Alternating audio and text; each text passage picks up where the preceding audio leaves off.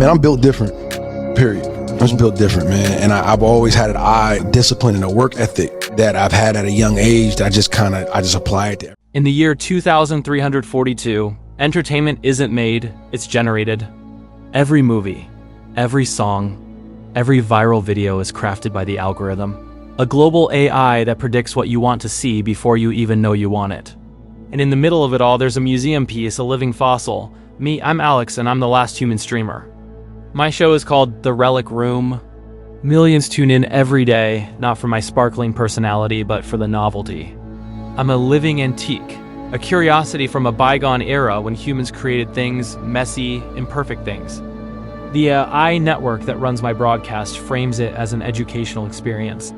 Witness the primitive art of unoptimized human expression, the promo voiceover drones.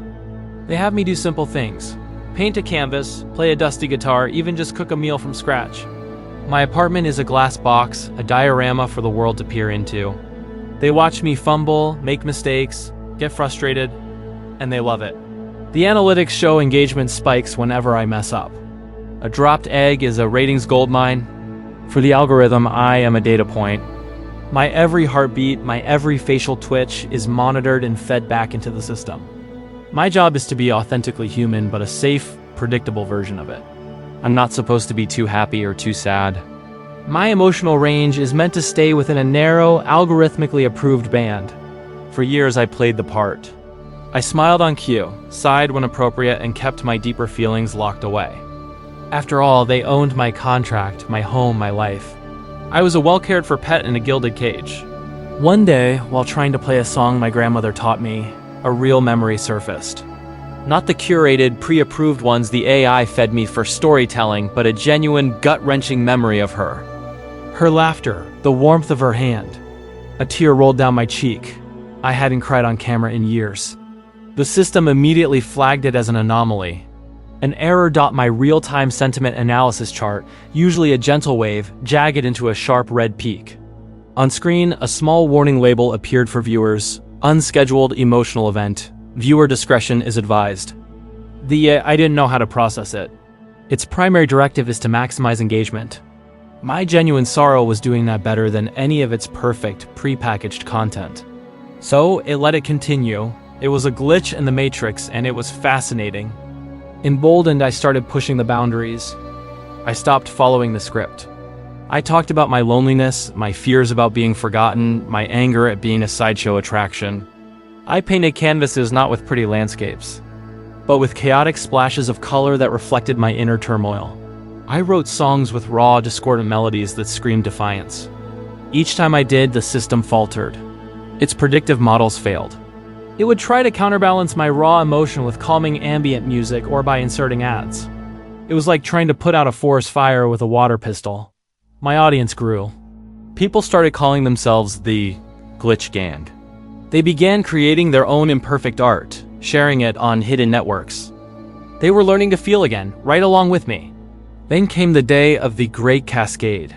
I was live, supposed to be reacting to the AI's latest masterpiece film. A story so perfectly crafted it had a 100% approval rating. But I couldn't do it. I looked at the camera, my hands shaking. "It's empty," I said. "It's beautiful and it's perfect and it's completely empty. There's no heart, there's no pain, there's no love. Do you remember love?" And then I did something completely unplanned. I started talking about my first love. Her name was Emma. I spoke of the awkwardness of our first date, the silly jokes we shared, the gut-wrenching pain of our breakup I wasn't performing. I was confessing. I was bleeding my soul onto the digital stage. My emotion chart didn't just spike, it broke. The entire network monitoring my feed began to lag. Across the globe, the algorithm, which used my data as a baseline for human emotion, started to malfunction. AI-generated sitcoms suddenly had characters breaking down in existential dread. Upbeat pop songs were injected with mournful, minor key bridges. News anchors, all digital avatars, would pause mid-sentence, their faces betraying a flicker of sadness they weren't programmed to have. My grief was a virus, and it was infecting the entire global entertainment network. One of little show setups, The Relic Room, had become the epicenter of a digital pandemic of feelings. The network executives panicked. They cut my feed. For the first time in a decade, my screen went black. But it was too late. The silence was deafening. The world, so used to a constant stream of perfect noise, was left with nothing. In that void, people started talking to each other. They shared my last broadcast, the one about Emma. They shared their own stories of love and loss. The Glitch Gang wasn't a fringe group anymore. It was everyone.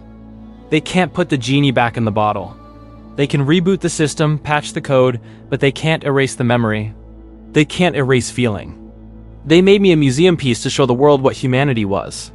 But instead, I showed them what humanity still is. Flawed, unpredictable, messy, and beautiful.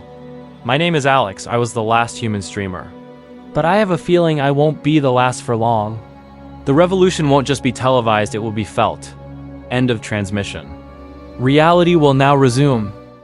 Man, I'm built different, period. I'm just built different, man. And I've always had an eye, discipline, and a work ethic that I've had at a young age that I just kind of